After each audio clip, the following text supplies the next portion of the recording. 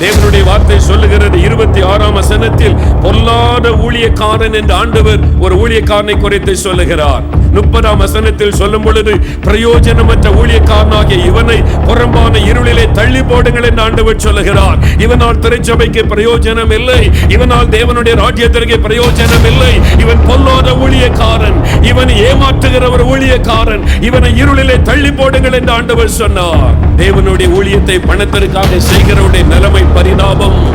வெறும் இம்மைக்காக மாத்திரம் ஆண்டவரை தேடி இம்மையான ஆசீர்வாதத்திற்காக மாத்திரம் பணத்திற்காக புகழுக்காக பேருக்காக நீங்கள் ஊழியம் செய்தால் உங்களை போல பரிதாபத்திற்குரியவர்கள் யாரும் இருக்க முடியாது. ஆகவே ஊழியம் செய்கிற சகோதரனே சகோதரியே, எஜமான் வந்து கணக்கு கேட்பார் என்கிற நறுக்கத்தோடு நாம் ஊழியம் செய்ய வேண்டும்.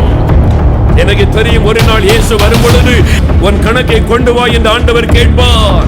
இந்த ஜனங்கள் உனக்காக ஜெபித்தார்கள், நீ சுவிசேஷத்தை அறிவிப்பாய் என்று சொல்லி தியாகத்தோடு காணிக்கைகளை அனுப்பினார்களே, நீ எனக்காக என்ன செய்தாய்? சுவிசேஷத்தை அறிவிக்க என்ன செய்தாய்? இந்த பணத்தை எப்படி செலவு செய்தாய்? உன் கணக்கை கொண்டு வா என்று தேவன் கட்டாயமாய் கணக்கை கேட்பார் என்பதை நான் அறிந்திருக்கிறேன்.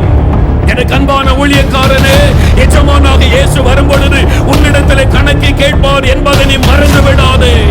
ஊழியக்காரனாக இருக்கிறபடியினால் மனம் போல எப்படி செய்யலாம் என்று துணிகரம் கொள்ளாதே. அப்படியானால் ஆண்டவருடைய வருகையிலே அவர் சொல்லுவார், பொல்லாத ஊழியக்காரனாகிய இவனை இந்த புறம்பான இருளிலே தள்ளி போடுங்கள் என்பதாக.